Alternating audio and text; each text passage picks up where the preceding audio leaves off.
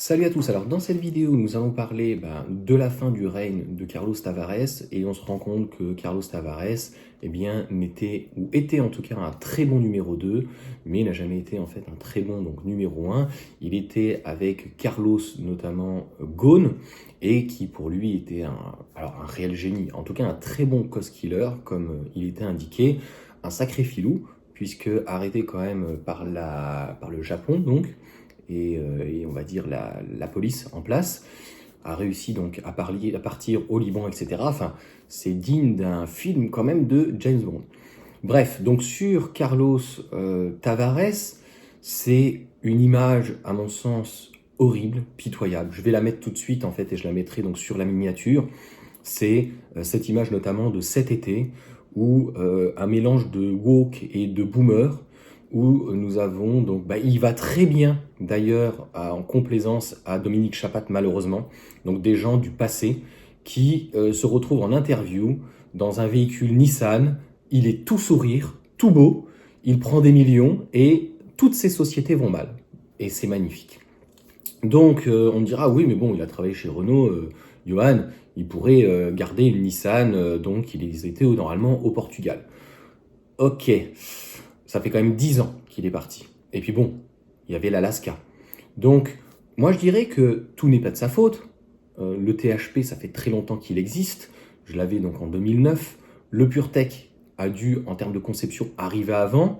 Et le THP aussi, puisque c'était une collaboration avec BMW, PSA, etc. Donc bien longue, donc de 2005-2010. Donc pareil pour le PureTech. Ce qu'on peut lui reprocher, en fait, c'est sur la partie, donc, motorisation, donc il n'y a pas eu d'amélioration. En tout cas, ils ont tardé énormément à mettre une chaîne, enfin, sur, en fait, un véhicule qui avait une courroie. C'était quand même pas compliqué. On s'est rendu compte que tout était fait pour les actionnaires et qu'il fallait réduire peut-être la publicité, etc., etc. Et l'union ne fait pas toujours la force. C'est-à-dire que PSA ayant décidé de se regrouper avec, donc, de faire Stellantis avec, donc, Chrysler et Fiat, qui eux-mêmes s'étaient déjà regroupés et tout, bref, une catastrophe. Et en fait, c'est à un moment donné un petit peu comme, tu sais, le film Les Visiteurs, Les Inconnus, où l'excellent, je ne sais plus comment il s'appelle, c'est limite un humoriste, parce il est aussi donc, dans Taxi, Gilbert, je ne sais plus son nom, qui te dit, tu sais, c'est comme une montgolfière, une entreprise, oui ou non? Oui et non. Je pense que malheureusement, en tout cas, il fallait dégager donc Chrysler et il ne fallait absolument pas essayer de faire renaître une marque comme Lancia, notamment avec l'Epsilon. Il y avait des priorités. La priorité donc en Italie, c'est Fiat qui perd son marché, avec aucun modèle. La priorité, ça fait très longtemps, hein, les typos, les stylos, les machins. Là dernièrement, la typo qui revient en diesel, non mais t'imagines l'image. Donc, il y avait des priorités. Alfa Romeo, mais qui a des prix comme Stellantis, Peugeot et toutes les marques complètement délirantes. Mais quand ils arrivent à faire ou qu'ils essayent de faire de l'access avec Fiat Grande Panda et la IC3, pourtant la Fiat Grande Panda a l'air super sympa. Des problèmes de conception. Et puis au niveau des usines, on n'y comprend plus rien et l'assemblage n'est pas le même. Donc je parlais notamment du Maroc. Je pense que les Marocains et dans l'ensemble, l'usine, on verra bien ce qu'elle tient. Les usines françaises sont très moyennes et l'usine donc qui est en Slovaquie est catastrophique. Les logiciels maison sont catastrophiques, donc il fallait soit externaliser entre guillemets comme Renault, ou il fallait dans ces cas-là, comme certaines entreprises font, débaucher des gens qui soient spécialisés là-dedans pour pouvoir faire quelque chose de meilleur. Bref, qu'est-ce qui va finalement actuellement dans le groupe Stellantis? À mon sens, rien. Il y en a certains qui vont dire c'est comme mes vidéos, Johan, c'est du à peu près. Voilà. Donc c'est, à mon sens, tout est à peu près. Donc on est sur des multi-énergies. Les véhicules 208, 308 tiennent plutôt la route, c'est le cas de dire au niveau du poids et du comportement, etc. Et même de l'emplacement des batteries, etc. Par contre, le prix est complètement délirant puisqu'une GT est pratiquement à 38 000 euros. Donc en fait, ils arrivent à vendre dans des flottes et à réduire énormément les prix. Donc quel est le positionnement de ce type de véhicule? Une citadine ne devrait pas dépasser 30 000 euros et il n'y a pas eu de correction du prix de la 308 quand on voit par exemple le prix de la Mégane, enfin bref, une compacte pratiquement à 40 000 aussi. C'est absolument complètement délirant. Pour le 3008, deux gros problèmes aujourd'hui, on le sait, on aura des retours. sans compter donc sur l'hybridation, donc et les moteurs donc éventuellement THP et des hybrides rechargeables, etc. Mais ça c'est inhérent à tous les groupes. Même chez Renault, on voit bien que installer une batterie de 20 ou plus de 20 kWh, c'est juste une catastrophe. C'est les logiciels, les sous-menus, les bugs, etc.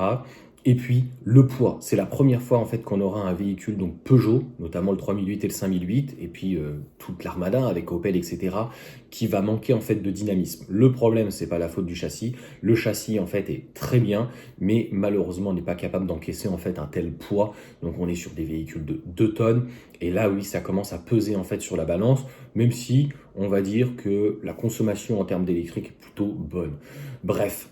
Est-ce que de toute façon les véhicules électriques du groupe Stellantis sont bons? Non, mais ce n'est pas les seuls. Renault, Volkswagen ou d'autres, c'est pas mieux.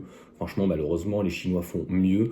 Donc, les châssis souvent sont assez moyens, le comportement routier est assez moyen, les coefficients ou en tout cas la consommation du véhicule est beaucoup trop importante et la charge est la dernière chose. En fait, on est encore dans l'ancien temps où on te met un moteur comme ça, comme un thermique, alors que le moteur doit être sur les cieux. Mais ça, je dirais que c'est inhérent à beaucoup de constructeurs, même si Volkswagen, par exemple, le fait pas. C'est pratiquement les seuls. Et tu regardes les Mercedes, ils te font de l'adaptable. Donc, d'adapter en tout cas des véhicules, c'est très mauvais. Et puis, je te dis, le pire, je pense, c'est clairement l'image de marque. Et en fait, ce que peut donc ressentir les clients. Donc il y a en plus donc un monsieur qui s'appelle Franck, là, à la double pédale, donc qui fait des prêts de véhicules donc pour de l'auto-école et qui a fait un véritable buzz et donc sur les moteurs PureTech. Donc ce qui est très embêtant, c'est que nous avons quelqu'un comme Dominique Chapat qui prône le véhicule thermique, mais le groupe Stellantis aujourd'hui n'est pas capable de proposer en fait un moteur thermique cohérent. Donc qui soit fiable, et je l'avais dit en fait à un moment donné, dans un 3008 par exemple, pour donner l'exemple, mais ça pourrait être pareil dans un C5 Aircross, c'est-à-dire qu'au-dessus d'une compacte, à quel moment on va mettre un 3 cylindres? Et même si c'était un litre 2, 1 litre 5, 1 litre ou quoi que ce soit, il fallait un moteur un minimum noble et un 4 cylindres. Donc un 3 cylindres, c'est juste complètement délirant. J'avais fait une vidéo donc sur Caradisia qui disait, et je l'avais déjà parlé en fait en vidéo, à quel moment en fait tu mets dans un véhicule qui fait 1 tonne 5, 1 tonne 6, 1 tonne 7, un 3 cylindres de 130 chevaux. Ou alors, il faut largement, absolument qu'il soit appuyé derrière par un moteur électrique, mais très puissant. Et que, bizarrement, là, normalement, je crois que les moteurs électriques sont plutôt bien placés. Je ne sais pas s'ils sont sur l'essieu arrière, mais en tout cas, ils sont mieux donc logés. On voit bien qu'il y a de la part, donc il y a eu de la part en tout cas de Carlos Tavares, de corriger, mais le mal il est fait, ça fait 10 ans, ils ont traîné, et pour toutes ces erreurs, de toute façon, eh bien, c'est chaotique. Donc en résumé, les moteurs, et notamment donc le PureTech, le THP dans l'ensemble est l'un des moins pires. Il y aura bien sûr donc tous les différents bugs qu'on va se rendre compte sur les nouveaux modèles, donc 3008 et notamment les IC3 et les problèmes en fait de conception et les usines, des prix qui sont de toute façon complètement délirants, une incohérence en fait au niveau des marques puisqu'en fait on va avoir une cannibalisation, jamais arrivé avec ce mot à chaque fois. Donc c'est-à-dire que les marques se font propre concurrence, donc notamment avec Opel. Quel est le positionnement d'Opel par rapport à Fiat, Citroën ou Peugeot? Et aussi l'intégration donc de Leapmotor, qui peut être intéressant éventuellement, mais qui a été pareil, fait à l'arrache. Donc où ils te mettent, ils te stipulent comme quoi ils vont avoir le bonus, mais c'est sous condition, mais finalement ils l'ont toujours pas, et que l'usine normalement est fait en Pologne, mais ils n'ont toujours pas eu les homologations. Donc en fait, on voit qu'on est sur du à peu près, on voit qu'en fait que rien n'est maîtrisé, et on voit que au-delà de ça, globalement, les prix sont délirants, et l'image de marque est salie, et je pense qu'il y a énormément en fait de clients Peugeot, Stellantis, Citroën, qui quittent la marque, même pas pour ou à cause de l'électrique, mais pour le thermique. Voilà, il y a eu trop en fait de déboires sur ce moteur, parce que même mettre une chaîne de toute façon par rapport à la courroie, elle n'a pas que ça. Il y a plein de problèmes, et le THP a eu plein de problèmes. Moi, à 20 000 km, la chaîne était décalée, tu vois. Les chaînes décalées, des problèmes de turbo, des problèmes de pression, plein de problèmes. Et tous ces problèmes n'ont pas été réglés, et on voit bien que Stellantis, avec le 3008, s'il n'arrive pas à corriger donc ces problèmes de moteur, ces problèmes d'architecture, des problèmes de structure, ces problèmes d'hardware, ces problèmes de logiciel, et bien en fait pendant 7 ans, ils vont se trimballer un boulet. Donc les plateformes entre guillemets STLA, les small, les medium, les larges, tout ce que tu veux, pour le moment a été mis en partie en application dans le 3008, mais on n'y est pas. Et la IC3, c'est comme d'habitude, comme sur certains donc, véhicules, malheureusement comme l'AR5, même si elle a un double bras, un multibras, etc., et que on a donc la Kwid aussi avec Dacia. Mais pour revenir en tout cas à Stellantis et donc Fiat et Citroën, on est quand même sur une C3 indienne. Donc, mais ça c'est inhérent à tous les constructeurs, tu vois, c'est pour pondérer que ce n'est pas que Stellantis. Ils sont tous ensemble. Et pour moi, c'est pas que Carlos Tavares. Il faut virer toute l'équipe. Il faut virer tous ces gens, en fait, tous ces ingénieurs, tous ces boomers, tous ces gens, en fait, si tu veux, qui vivent dans le passé. C'est pas possible. Et c'est pour ça que Mercedes, à un moment donné, et BMW, mais surtout Mercedes, s'est réveillé en disant les voitures sont moches, les voitures sont chères, les voitures, en tout cas en électrique, sont adaptées ou quoi que ce soit et sont mal faites. Donc, c'est pas compliqué. Ils vont faire un châssis complètement dédié, en fait, au véhicule. On ne travaille pas avec une société malheureusement de batterie européenne, malheureusement même ACC ou autre, ou même Vector, Vercor, enfin, les noms, j'ai même pas envie de les retenir. Ils sont tellement marginales ces sociétés. Il fallait travailler avec CATL, proposer une batterie comme finalement. Moi je pense que Mercedes là joue gros, et ils le savent par exemple, et ils se sont donné les moyens. 2026, 2027, une société comme Mercedes, c'est les bons choix. Donc on va parler des choix. Et bien les choix en fait, c'est de laisser en fait vivre les véhicules donc thermiques. Le choix est terrible par contre pour Mercedes qui ses moteurs en fait essence 1,5 litre 4 cylindres vont aller les faire et les fabriquer donc en Chine pour les assembler en Europe et les vendre donc à des clients européens. Bref, catastrophique à des prix d'or, bien sûr, pour à 4 cylindres 1,5 litre. Bref, mais bon, pour réduire les coûts. Donc c'est là les limites aussi des cost killers. Mais sur la partie donc châssis, un châssis entièrement revu, un châssis 800 volts, un châssis avec une très bonne charge, un châssis qui va être, on va avoir enfin une belle berline de 4,60 m, 4,70 m. On va avoir un châssis donc qui est réellement aussi modulaire, propulsion, 4 roues motrices, qui a une véritable intégration avec des batteries donc LFP, des batteries donc NMC, et de pouvoir proposer un Access avec des batteries entre guillemets moins de densité, donc plus low cost, et une autre avec plus grosse densité et des très bonnes charges, des très bonnes autonomies. Rien à dire. Ça arrive un peu tard, donc 406 3008, donc avec des grosses batteries ACC qui sont pas si délirantes en tarif, qui ont plutôt une bonne charge. Hein. On le voit même sur le 408, mais moi je ne reconnais plus Peugeot même dans le style. Franchement, mais comme Mercedes ou d'autres. Hein, Volkswagen, à un moment donné, à vouloir plaire aux Chinois, en fait, nous, ça nous plaît pas. Donc on veut des véhicules qui soient racés, on veut des véhicules qui soient sportifs, on veut des véhicules, donc on peut avoir un très beau CX, mais avoir une belle calandre, et c'est d'ailleurs ce qui plaît donc chez BMW, la iX1, la i4. Malheureusement, le gros point noir de nos constructeurs européens, et ce qu'a très bien compris en fait Tesla et les constructeurs chinois, c'est qu'ils arrivent avec des véhicules finis. Et ça, pour le client, c'est beaucoup plus simple, déjà de 1, et ça, pour la ligne de montage, c'est beaucoup plus simple. Donc, en fait, tu viens pas avec 40 peintures, le 3008, par exemple, qui se retrouve avec 40 nuances de gris, quoi.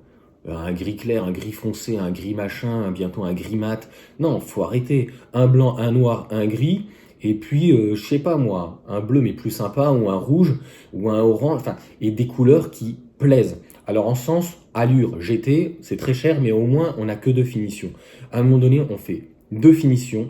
Les gens dans l'électrique, il y en a qui n'y connaissent absolument rien, donc tu vas leur parler de kilowattheure, tu vas leur parler, donc en fait tu vas lui dire, on a une batterie petite autonomie et une batterie grande autonomie. Je pense qu'il en a rien à foutre, celui qui comprend rien entre une LFP ou une NMC. Tu lui diras, sur la grande autonomie, par contre, vous devrez la recharger à 80% au quotidien. L'autre, vous pouvez la recharger à 100%.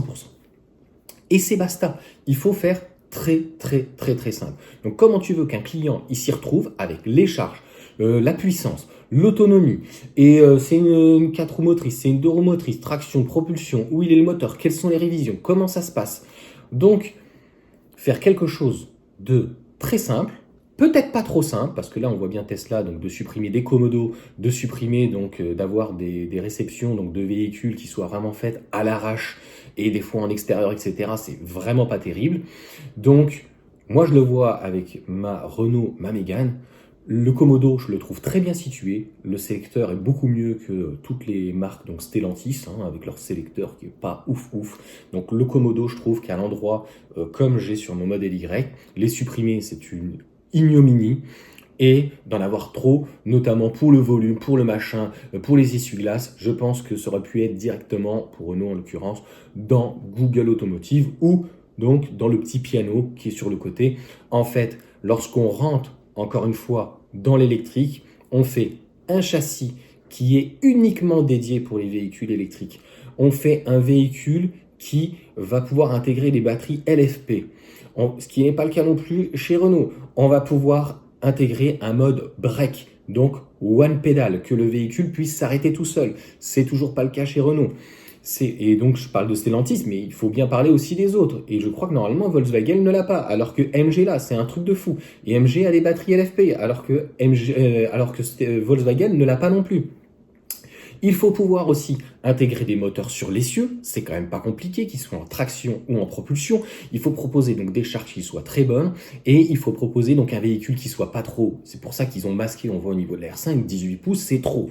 Donc sur une citadine compacte ou berline, ce qu'on n'a pas aujourd'hui en Europe, c'est un véhicule donc à moins de 30 000 euros, même pour une berline, qui soit de la LFP, qui soit donc avec éventuellement CATL ou LG, et du 15 ou 16 pouces, un véhicule qui soit accessible. Les gens, ils s'en foutent, je pense, d'avoir des jantes ou quoi. Tu mets même des jantes à l'extrême tôle, mais tu fais quelque chose de très simple et très épuré, et un véhicule à l'intérieur, en fait, qui va répondre à la demande.